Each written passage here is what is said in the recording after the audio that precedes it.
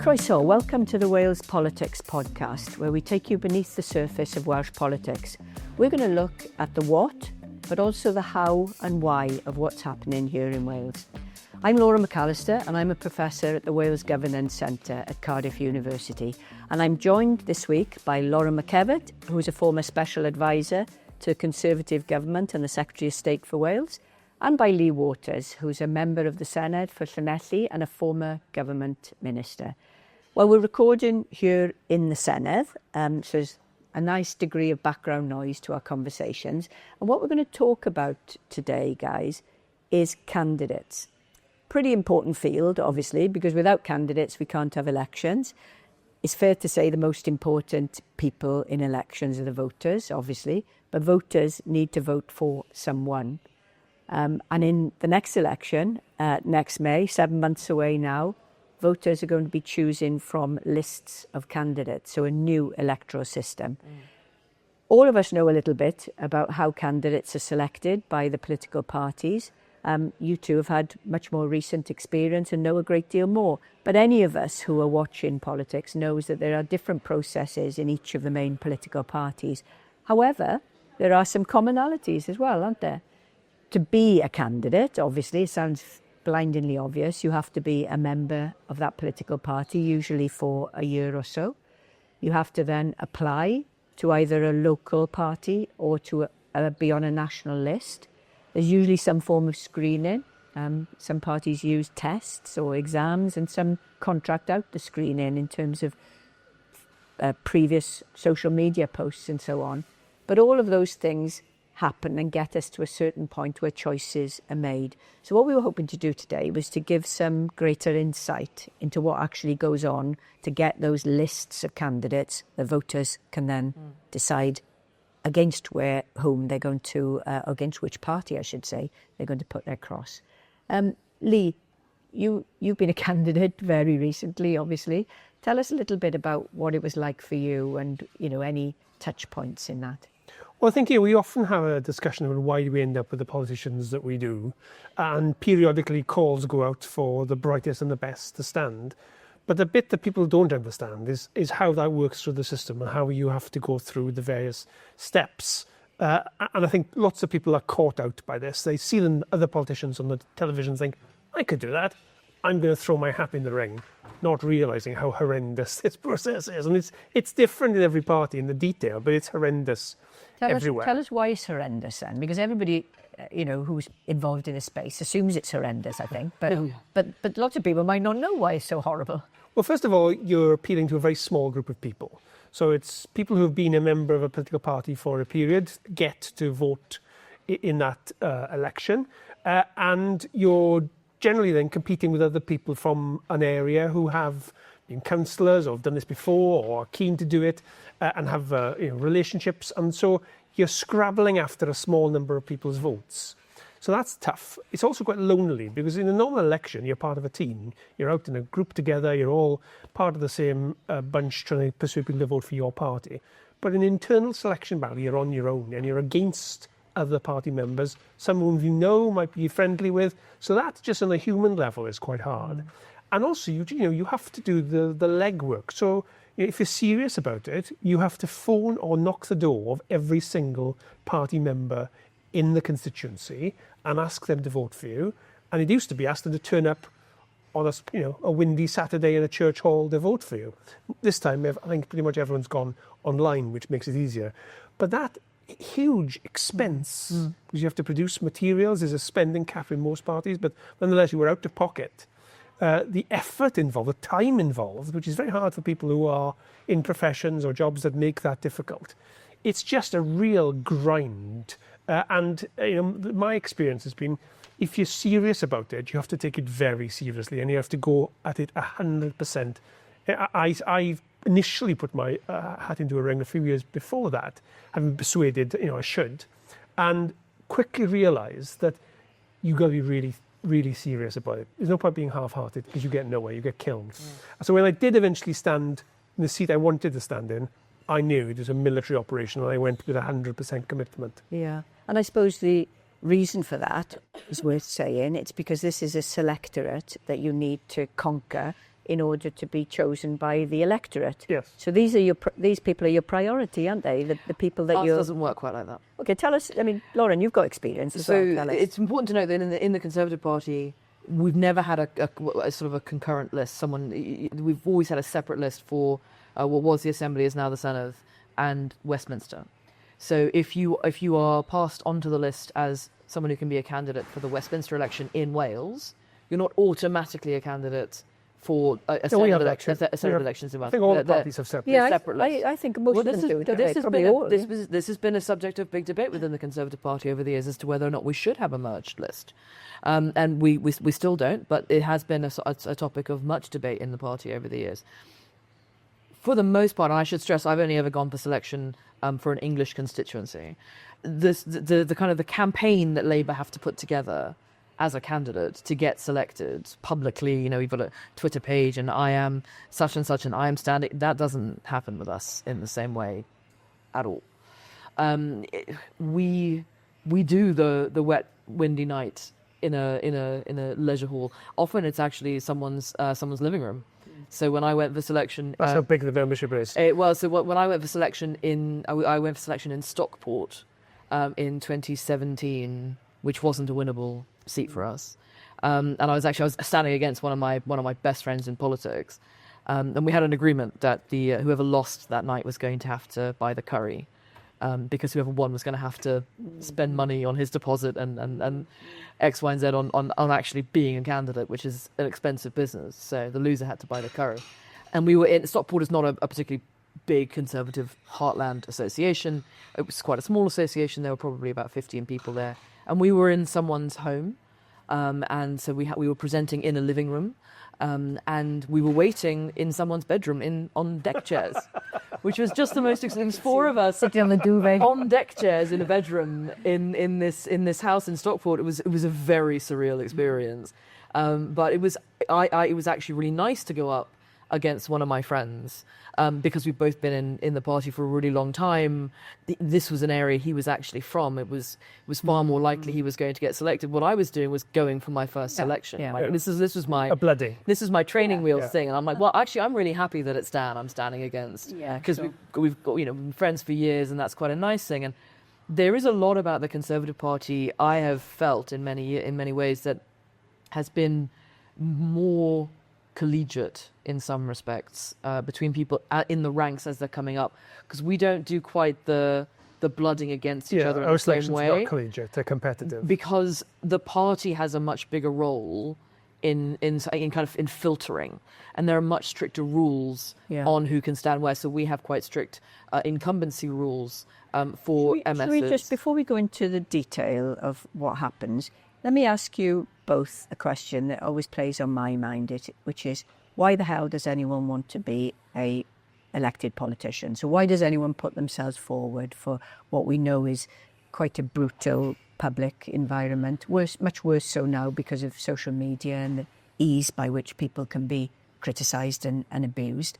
And even from my experiences of not being a politician, but standing for public appointments and having served in roles which do get attention, I know how brutal it can be.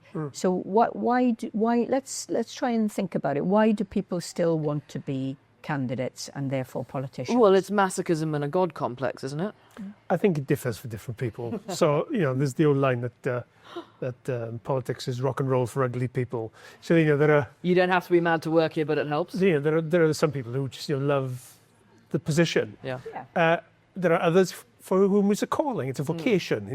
They want to make a contribution, and in order to do that, you need to be selected as a party candidate, and you go through that process. There are others who come up organically through the grassroots movement. They'll start as a door knocker, they'll be a council candidate, and it's a progression. So it varies enormously, but ultimately, I think it's people who want to stand, they want to make a contribution, they want to make a difference. I know we make fun of these concepts, but in my experience, that's what it is at the heart of it. Public service is public service, and there has to be principles of commitment to that. But just a second, what does that lead us to, though? Because it's effectively self-selective, isn't it? Obviously, the first point, unless one is standing as an independent, is that one has to be a member of the political party. Then within that cadre it's self-selecting other than somebody being encouraged to stand. But I mean, are we getting, everyone moans about the quality of politicians we get. Is that a viable route to answer the question of, do we have the politicians we deserve, or could we change the calibre by altering the processes of how people come forward, I guess? It's interesting because there's been a massive drop-off in party membership in the last 60, 70 years. Yeah. In the 1950s, there was something like 5 million Conservative Party members. So there was an enormous chunk of the actual electorate involved in selecting and a the same with the Conservative... party, the trade union movement and workplaces. But this just isn't the case anymore, and there is a real generational shift here in that people in their 60s and 70s will still join a political party and have it be a very natural thing to do. And people in my generation will just say, "You're mad. Why would you join a political party? Why would if you're not going to go and knock on a door, if you're not going to really be public about it, why would you join a party at all?" So it's a legitimate question to ask because there's been a big cultural shift.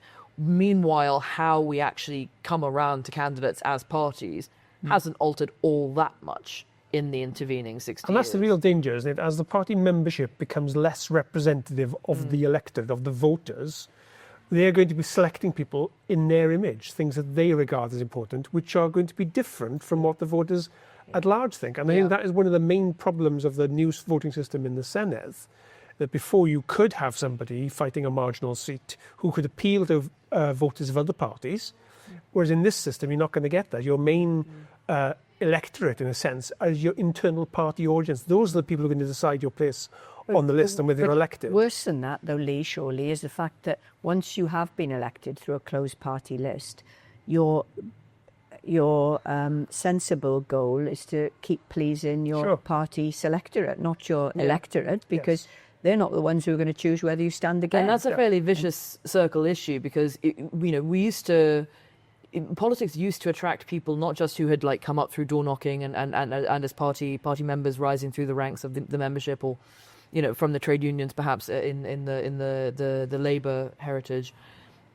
There also used to be people who'd been in public service in another way, like who'd been business leaders or industry leaders, or people who'd run chambers of commerce and decided because of their experience in that world that what they wanted to do next was go and fix some of the things that they had they'd come up against. Just a little bit of that. But as you begin to have the parties become more insular because there's fewer people involved in them, the less people like that, I think, are attracted to doing something like this. This is back to my earlier point about, it's often surprised me that there's no real talent spotting. There's no HR side to political parties. There's no, how do we build up a future pipeline of talent? No, we have How do we, well, we don't, and most parties don't.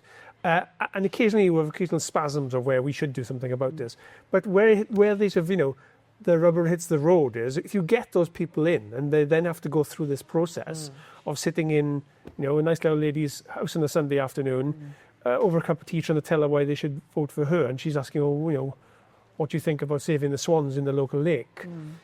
Those people who have come from business or whatever are thinking, what the hell am I doing here? Except, and just bear with me on this, in everything that one does in public life, there's a pretty crap process you have to go through to get there. And it could be a case of what doesn't kill you makes you stronger. Yes. In that, that you have to do. It prepares you for it. It prepares you for what lies ahead. It does, for sure. But also, all the swans are important. All politics is local. Sure. Every single poll ever that has asked this question has found that John Major was correct and the Cones hotline was a political masterstroke because people do really care about potholes and bins and cones and all kinds of things like that. I guess the point I'm trying to make is if you're trying to attract so the people involved in political parties know that and they get that because that's their bread and butter. If you're trying to attract a new breed of people who aren't currently in politics, that's the bit they often don't get. They see the bit in the Senedd or they see themselves as a government minister and they don't realise the steps you have to go through. The number of doors I had to knock. I'd gone from a series of professional jobs and there was I to get this job, spending day upon day, hour upon hour, from 9 in the morning till 8 at night, literally knocking doors all day, speaking to as many people as I could in their pajamas, in their pants, about anything and everything. And yes, that's a wonderful democratic process, and there are definite positives to it, but it does require a level of commitment and resilience and willingness to go through that. That is, back to your self-selecting point, that's going to put a lot of people off. Yeah. And let's just stay with that for a second. I know we're going to talk about what the parties do beyond the first intake, if you like, but there's a equality dimension to that as well, isn't there? Financial, probably most importantly. You'd have to have some money, wouldn't you, to be able to put yourself in that position and take time off work? Well, there are bursaries in the Conservative Party.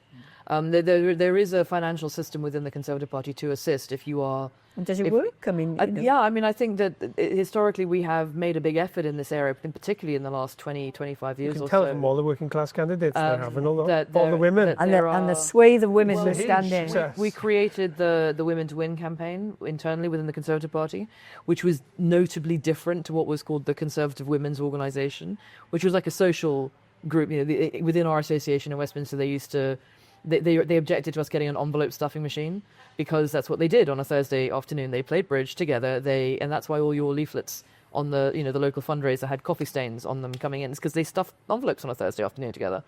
But the Women to Win group was for women in the party who wanted to become professional within the party. They wanted to be elected. They wanted to hold office within the party in some way. It wasn't just a social group, and so this became a vehicle to get more women elected, and has been successful in doing so in a party that, yes, has struggled. Well, the only thing that's been successful about that has got more women being elected is trenchant positive action, let's be frank, which Labour did in the first Senedd election, first December and election. not doing this time, which I think is a real real mistake. Well, quite, especially as there are issues over incumbency and retirements. It's a big problem. And I know we're not going to talk about that specifically now, but that was one of the reasons why legislative gender quotas were part of the recommendations of the expert panel report that the government accepted and took forward. Exactly. Yeah. But obviously there were various issues which maybe we'll talk about in another pod. But let's not get carried away here. Also, by there the is way, a huge lack of diversity of candidates in the first instance for all the reasons that we've talked about now. And then there is a huge lack of diversity of elected members for other reasons. So, it's still an issue, isn't it? When none of the parties have got this right. When it looks better, it's a combination of accident, strong electoral performance by that party, and having done something to get better candidates. But all of this requires the central party, the body politic of the party itself, taking some action. And over the course of the last 20 years, my party at least has done a lot of work on this. And I remember in particular, because we were in Cardiff for it, we had a spring forum conference at the Swalex Centre in Cardiff. And it was the first time we brought the whole entity of a UK-wide conference of any kind into Wales. And Andrew Feldman was one of the party chairmen, and he was giving a speech. He'd undertaken a secret shopper exercise from the chairman's office, where he had sent, he had faked applications to join the party, and he had done it from diverse people who wished to be members of the Conservative Party, in order to see how bad a situation we had in relation to whether or not associations were allowing new members from a diverse field of potential members of the Conservative Party. It should be said that unless you are basically an incredibly objectionable person, there is nothing to stop you being a member of the Conservative Party. There's no law against it. You can't also be a member of the Labour Party, but there's nothing technically to stop you being a member of the Conservative Party. They can reject you on the grounds of, past convictions or, poor public behaviour of some description, but there's nothing that can actively prevent you. But there were some associations who said, "I'm sorry, we're full. I'm sorry, there's an entrance examination. And Andrew's like, this is ridiculous. This is completely unacceptable. You can't do this." But did they have the freedom to just introduce their own test then, like an entrance? But this wasn't for candidates. This was just to join the party. For which there is no test to join the party. Right. This was just associations behaving badly. After which, central office in London began to pull the reins a little tighter to centralise the membership a little better, so that stuff like this didn't happen. I think the thing when it comes to selecting candidates, you would often have a discussion where you would say, well, we wouldn't design a system like this. Let's take a more strategic approach. No, we wouldn't stop from here. Now, the problem with that is that you're forgetting that political parties are political. The whole point of them is to have a competition of ideas and to advance a worldview. They're not just some neutrals charities or NGOs. It's not a campaigning group as such. It's a political party. Yeah. And so that's the bit that often gets lost in it. So the Labour Party this time in Wales, for example, have gone for a more centralised approach. So it used to be, when I stood, you apply to a local branch, and the branches are often based on local government wards. And a branch, if you had branch nominations, you get through to the shortlist. And then if you're on the shortlist, all the party members were able to turn up and vote for you. One member, one vote. One member, one vote, absolutely. This time it's different. And they've basically centralised it.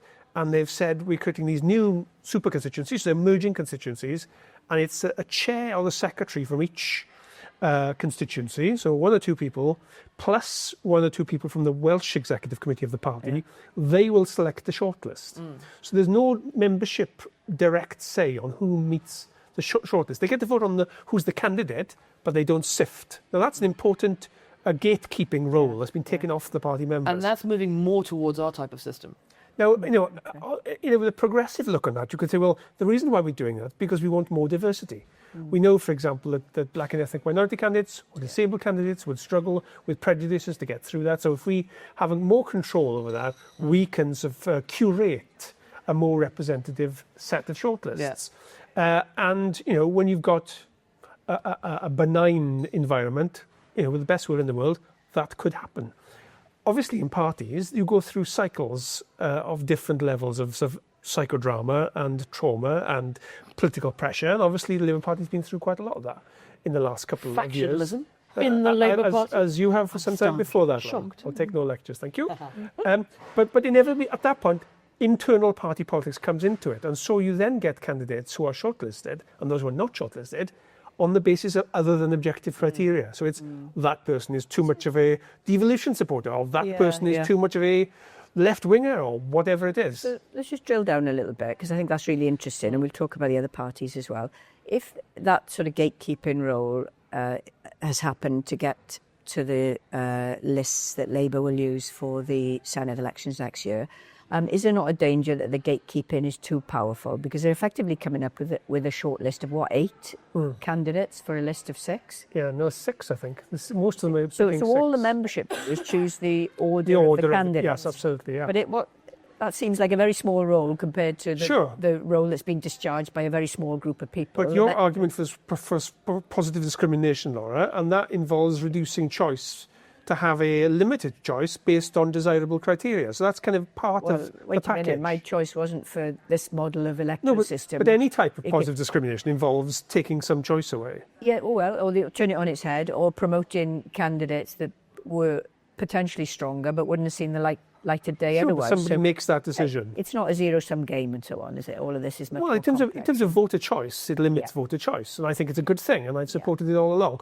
But let's not pretend it doesn't restrict voter choice. Okay, so my second question, because both of you are involved with the two political parties, is the membership really bothered about this, and how big is that membership? Because we've already talked about the political parties being hollowed out organisations in terms of membership. I mean, first of all, do people care? Yeah. I assume they do. Number 2 is how many people are involved in this electorate. It will vary from place to place, I take that. But it's a smallish group now, surely, in membership of any of the political parties in Wales. Well, again, the thing I think people who are not involved in party politics actively forget is that political parties are voluntary bodies. Yeah. And in the Conservative Party, it's explicitly called the Voluntary Association. The voluntary party. But like any voluntary, like the cricket club or the church or the lacrosse society, you We've inevitably got cross-membership in a lot of them. I was turned down. You inevitably have a small number of people who are active, who do the work. 10% are active, 90% are dormant. And inevitably you get personalities and characters in that. You get people who push their weight around, and people who are saints, and you get a mix of all those. But a lot of the time, you get most of them showing up to the Christmas party. And the selection, for us, that's like, I mean, there is also usually a Christmas party, just to be really clear. But that's the thing with the Conservative Party. It's essentially a social movement in the way the Labour Party isn't. Yeah. And I don't think people understand that. It's something... It's a very big difference, and members in the Conservative Party take it really, really seriously. What, social or the both, probably? The selection. Okay. I would say actually the social element of the Conservative Party has died away in the last 20 years or so, and that has been a big undermining of the numbers of our membership. It just hasn't been as desirable a thing to do, and it has really, really undermined the traditional models that we had. But generally members respond to the process because they have power. Yeah. You know, Within our membership, it is a really important point that you get to select your candidate. you have a say. And within the Welsh Party, obviously it's a significantly smaller section of the party than other parts of the Conservative Party around the United Kingdom. You still do have really, really active, large associations. Monmouthshire is a really big association for us. Anglesey, in this morning, big association for us. Clwyd West as well. These are biggish associations, and you get large turnout for the selection of candidates. And there is real objection, and has been across the Conservative Party, UK-wide, when people feel central office has overplayed its hand in certain areas. So Danny Kruger, who's recently left us for pastures new, he was elected in devises. There was an incredibly contentious selection around his selection. He was up against several other fairly nationally well-known people within the party, and there was accusations of people rigging in his favour. The chairman had wanted a much more local candidate who farmed the border of the constituency and therefore knew it really, really well.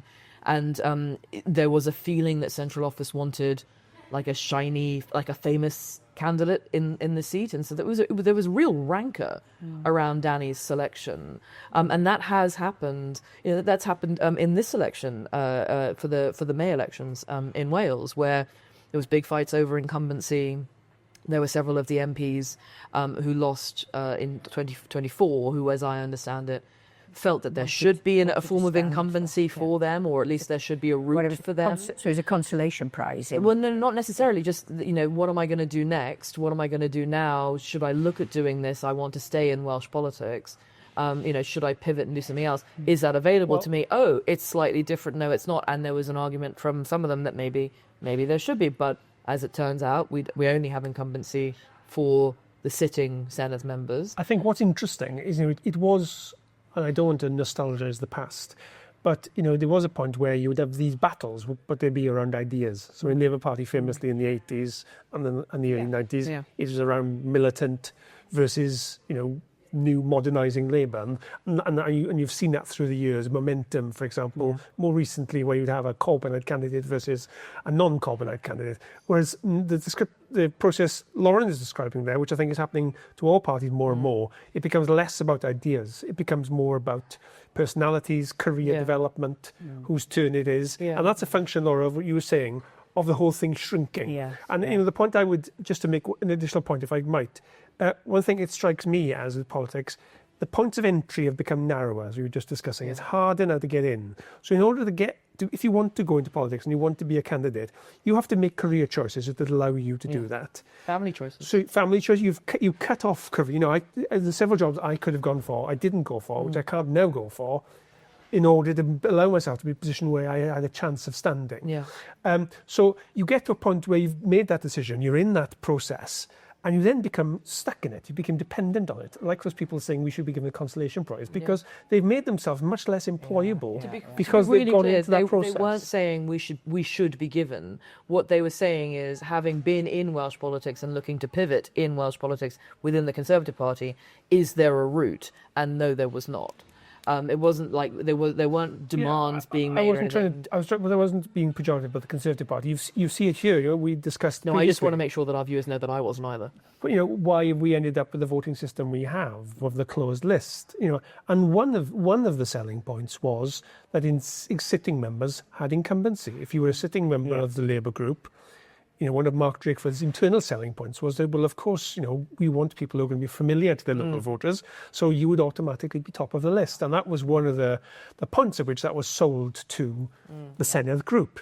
So that's... It's disingenuous, because you could have done that with open lists as well, by putting the incumbent top of the list, because it requires voters to up a candidate rather than demote a candidate. But, the relevant point I'm making in this argument is it plays to that sense of insecurity and incumbency that the people in politics have. Once you're in it, you feel stuck in it. It's very hard to leave. And so it becomes a lot about personalities and not about actually what you believe in. And I think what Lee was saying about what we always traditionally called the broad church in the Conservative Party, that the Conservative Party was always a broad church and could hold at the same time Ken Clarke and Gerald Howarth, who were two very, very different people. At one point it holds the Conservative Way Forward group and the Tory Reform group. This is as broad a church as you can possibly get, and it's still like a church. Nobody goes to that. Has narrowed substantially.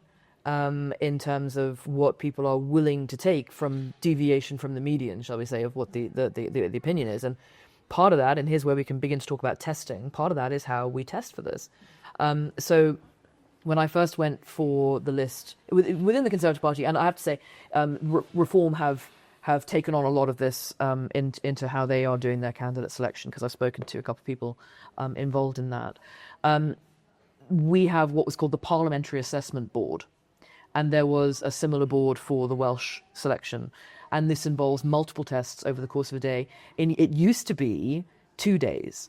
And they observed you at the bar in the evening and how you worked or spoke or socialized with people who could be your colleagues. Were you able to switch off in the bar but not too much? Were you going to be a bankable person in that scenario as well as in the chamber? And it involves things like a public speaking exercise.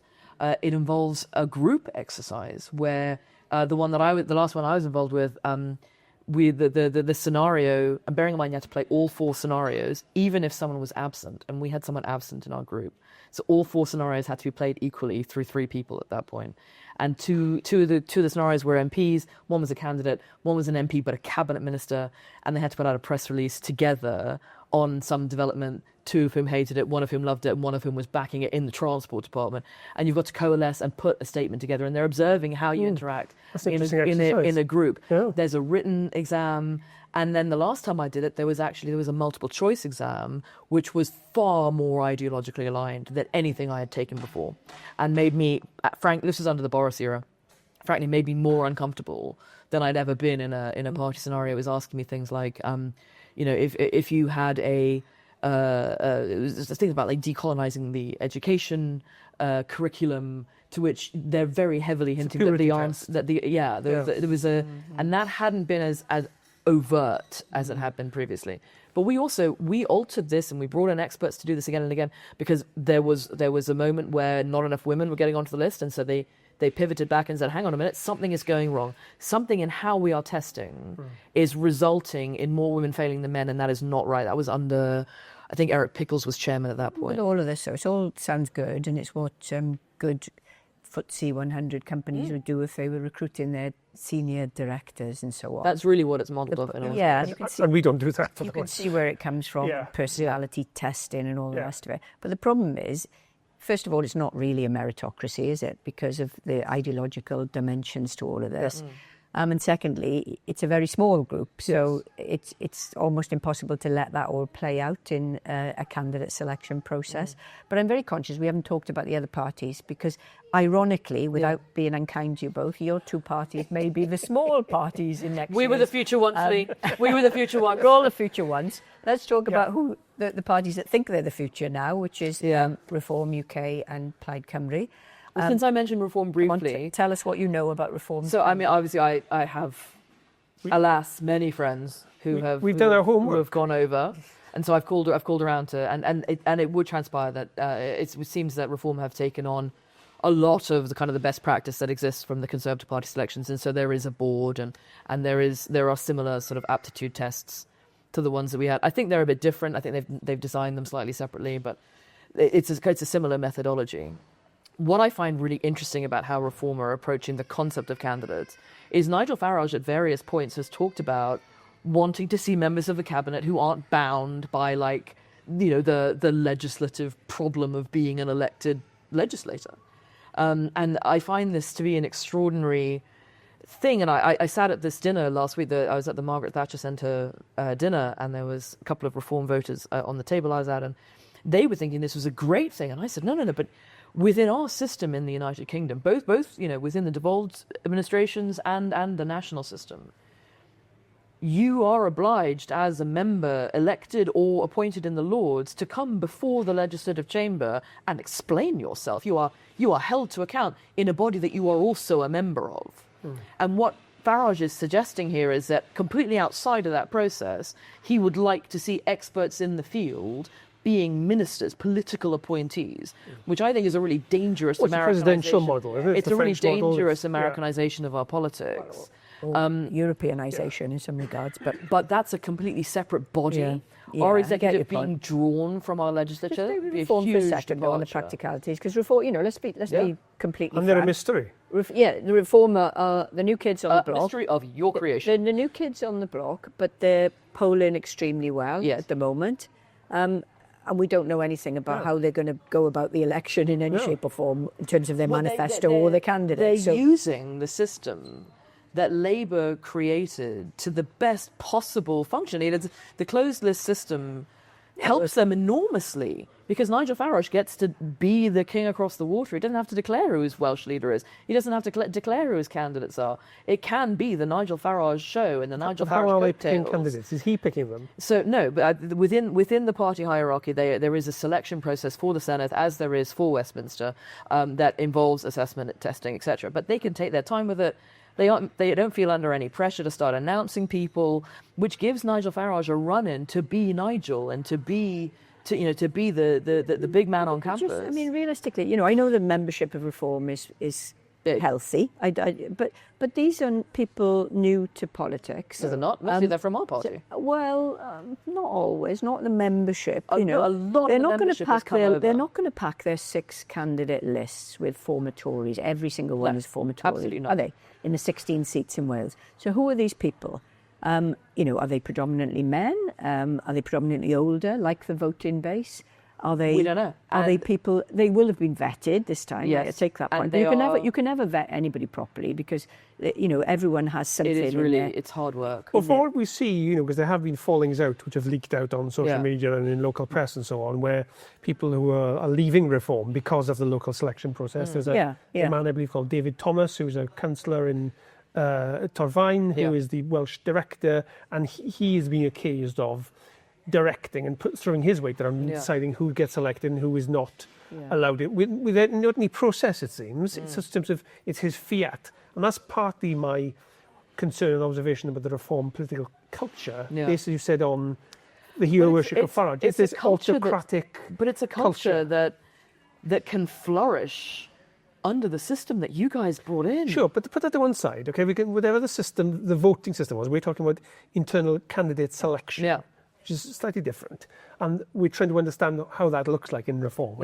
And it's an emerging culture, clearly. If it is the cult of Farage, a personality cult around Farage, no challenge will be acceptable, one assumes, to anything that Nigel Farage says. That's what his record. There does seem to be no process. And that's a recipe for a lot of, ferrets in a sack, isn't it? Because it's not a political party, technically, is it? It's a private company still. There are processes, but they are, as I understand it, taking their time with them. They don't feel a need to rush names out.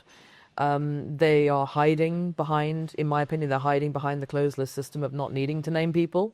And that is giving them more time than I think they would have had in a first past the post or in a mixed system like the one we've had previously. But what I know they are doing is assessment boards and the same kind of selection background work that the Conservatives have done for many years in London and in Cardiff, and that then how their individual membership is going about selecting, that's a bit slightly more of a mystery and slightly less well organised, I'd say. But they are hiding behind not needing to put these names into public domain. What's interesting about that kind of stuff is the nature of Reform as a political force. Because in most parties, there's a premium in selecting your candidates early, not that we have, so that they can be out there campaigning, making themselves known. Clearly, the Reform, people are voting for the Reform brand and Nigel Farage, not for the candidates. As you say, the closed list enables them to do that even more. But it's both. There's something about the curious nature of Reform meeting the moment of a system that allows them to manipulate that creates a system where the voters are going to be not exposed to the people who are likely to be in here. Because when you see reform people interviewed, which doesn't happen very often, they're hopeless. They're just, in terms of not being articulate, not being able to answer questions, think on their feet, they're just very politically naive. So I don't think they're going to go right the way to May next year and not tell anybody who anybody is. But they have to do it a few weeks before. But they are taking their time in a way that the system allows them to do. Okay. And it's highly centralised. Yes, it's pretty highly centralised. Let's move on to Plaid Cymru, because another party that's riding high in the polls at the moment and has done its candidate selection fairly early. Yes. As one would expect for a party that's primary focus is Senedd elections. Yeah. Now, Plaid does use positive affirmative action for the candidate selection. They haven't always, but they have. They haven't this always, and they did in the first Senedd elections, as you remember, with Zip-in on the PR list part. But they are again this time, and Labour isn't, Lee, is it? No. So I've been doing my homework on how some of the parties are doing it. So as you say, the Plaid system is quite similar to the Labour one. There's a national list. You apply to a constituency. There's you can self-nominate. Then there are hustings which you have to attend, usually 2 or 3, and where the members then will cast a vote, and the person with the most votes wins. So it's fairly straightforward and uncomplicated. The complication comes in the positive discrimination they've introduced this time. So there are 16 of the new constituencies. 8 of them will have women on the top. 8 of them will be open. So they could have a woman on the top, they could have a man on the top. And in the seats where women are on the top, so in those 8, there has to be a woman at number 3, number 5, number 7. The zip-in part. That's the zipping. Yeah. And in the open seats, there can be a man or a woman at the top, but there has to be a woman as 2, 4, 6, and 8. So you could have a situation where I think we saw in Bridgend, I believe, where you had... which was an open selection, so you had a man elected, you then had a woman selected, Sarah Rees, and then you had a man selected who was the sitting incumbent Luke Fletcher. Yeah. So in that case, Luke Fletcher, who's the current member, is unlikely to get it. You have another example I was quoted in Cardiff Penarth, where a woman is first, second, and third on the Plaid list. So they are making, I think, to be fair to them, not giving sitting members incumbency rights is brave. Yeah. And I think it gives you more flexibility with a diverse. It does, and I think it's to their credit that they've done that. It's not an easy thing for a political party to do, and Luke Fletcher could well have lost out as a result of that. And they are also using positive discrimination. But as I say, they often haven't. We've made big advances. We've, over time, been the far most courageous of the parties in using. And that's why we have the largest, our group is a majority of women, our cabinet is a majority of women. Now, this time, a decision's been taken based on legal advice. And as you said, the decision not to have the quotas was ultimately not proceeded with because there's a fear about its legality from a Supreme Court referral. And there's still some bad feeling around that.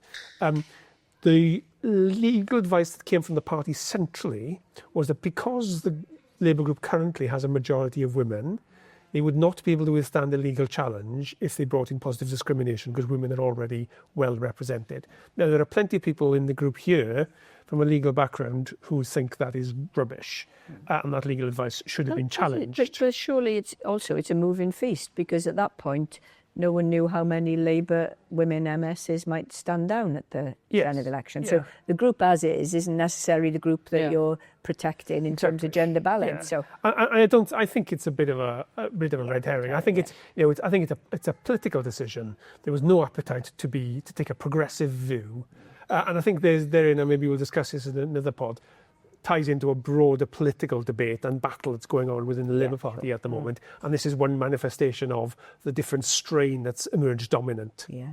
Can we just touch on the Lib Dems as well? Yes. And, I mean, we don't know much about the Greens' processes, but we're not anticipating that there's going to be a huge caucus of Green or Lib Dem MSs here.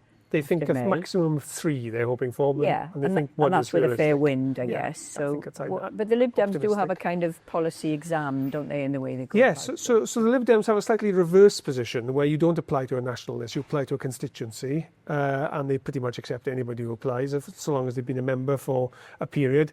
And then once you've been accepted to be nominated, you then have to go through a process with the UK, the federal party, as they call it, and that's sort of a quality assurance. Again, it's like a Conservative; it's a whole day test. There's a policy exam, which is not something the Labour Party does. We did do it in 1999. I remember there was a written test, but that's been dispensed with because it was felt to be discriminatory.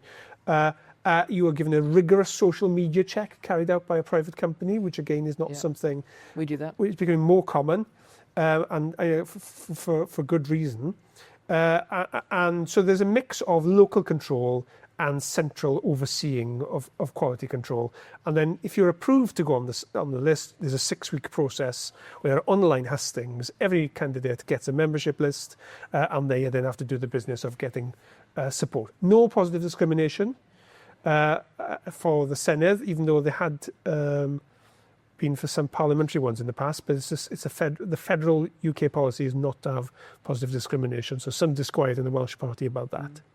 And weirdly, they've always seemed to do it almost by accident, haven't they? Because when they had a group of 6, there were 3 women and 3 men, and now they've had Jane Dodds there for the... Which is sort of the more liberal, and this bears out in the more liberal wing of the Conservative Party too. It is the more liberal approach to this, to say if it happens organically, people should have a choice and they should make that choice. But we also, we then put in place the best possible training mechanisms to get women to the point where we levelled every playing field possible. But let's just remember, all the evidence shows none of that matters if you don't have structural gender. Well, that's interesting, isn't it? I mean, this is your expertise. So we had Margaret Thatcher famously, was a woman, but wasn't followed by many women. In the Liberal Democrats' case, you've had Kirsty Williams for a number of years as a women leader. You know of Jane Dodds as a woman leader, but you're not seeing, so far as I understand it, a great deal of women coming forward for selection. So we've had 4 female leaders nationally for the Conservative Party who are women. We've had none. And and we did that without really thinking about it. Genuinely, we don't think this way. We're more in the, do I feel this? He does see colour. I mean, and I don't want to go off on a tangent on this, but having been the only woman on a major board for the last 2 years, and being back in that space, which I thought I'd never be back in, to be honest, but I am. All of this depends on what the woman in question decides to do to bring forward the next generation of women around. Yeah. It's a mentality, and it's a culture, and it's feminism. And that's not to say anything about any women we've spoken about here, but it has to be conscious. Yes, it doesn't just happen. That's why it has in the Labour Party happened, because we made a choice. But there's also political choice. There's an osmosis element to this. There is. I remember David Williamson asking me my views on Margaret Thatcher when she died, and I was in the Wales office when she died. And I said, look, I don't think she did particularly brilliant things for women specifically. She wasn't actively promoting women into her cabinet, quite famously. But when I was born, there was a female monarch and there was a female head of government. It was utterly normal for me to see that as a child, and that visual representation does have an impact. It absolutely does. So let's go back to our first question. Why the hell does anyone do this? Why does anyone put themselves forward? I mean, is it worth it? I mean, you particularly have got direct experience. Appreciate that you standing down might be a bit of a signal, but why does anyone put themselves through this?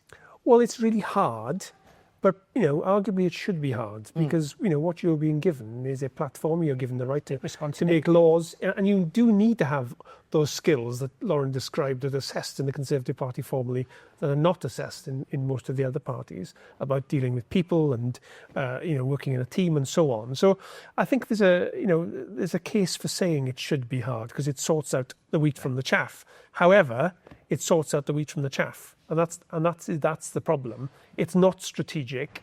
It's not a pipeline of talent spotting. It's who wants it the most. That's the key criteria. And often it is some strange oddballs who find this is their way of giving themselves validation. I don't know. I disagree with the pipeline thing, at least on our side of the team, because we have a development pipeline. So when you pass your assessment, you don't just pass. There are several sort of leagues of pass. You sort of got a baby pass where you can only stand in a couple of constituencies in this one area, and it's because it used to be called a development pass. It was because they didn't feel that you were you were quite cooked yet to go directly to the Cotswolds. Is that do still not pass happening? go. Do you have enough people coming to want to be candidates for you to make that Absolutely. viable? Now, it must be said... Not in Wales, Not in surely, Wales. In no. Wales, we are struggling more than in the rest of the country. But it also must be said that utter reform of the candidates department was the only thing that the final 4 candidates for the party leadership last year had in common, which was basically that an exit set had to be put through the candidates department. There were people in there who had been playing favourites. There were people being blacklisted and blackballed for no good reason. There have been poor feedback loops previously where a candidate who's done really well at fundraising, for example, has made a long-standing association chair look bad, and they've given bad feedback at the end because they didn't look as good as they could by the end of it. What's interesting, taking Laura's point about we're focusing on Conservatives, we're going to have a tiny number of seats and we're not focusing enough on reform here. What impact reform as a disruptor will have to the culture of candidate selection? Who are the people who are standing as reform candidates, and will that alter the alchemy of the system? Now, we look back at the UKIP and the Brexit Party here, and we saw some pretty scatty people elected go under the first bit of pressure, sort of collapse, and they all splinter. Will that happen with reform again? So is reform not having this culture of development and testing and personalities, allowing through a range of people that might be new to politics but actually will not withstand the pressure cooker? My understanding is that having taken on many of the Conservative methodologies in this, they may actually avoid some of the pitfalls that UKIP had previously. This is the first time that there have been mass functionary defections from the Conservative Party to a Nigel Farage-led party. They've taken experience with them, they've taken learning with them, they've taken processes with them. And they've far-right Tories. They've aped a lot of the processes that we did well, and they've gotten rid of a lot of the processes that we haven't yet gotten rid of that aren't working as well. And so I think my understanding is they've got a fairly healthy pipeline of candidates, and they're training them well. We shall see, as they say. I think it's worth bringing things to an end now. Thank you for joining us for another Welsh Politics podcast. Hopefully you've enjoyed what you've heard or maybe seen on YouTube. If you have, please rate us and subscribe on any of the usual podcast apps. Watch us on YouTube. Please spread the word and follow us on socials and be part of the conversation. We'd love to hear your questions or comments, and we'll be back with another pod soon. Diolch yn fawr.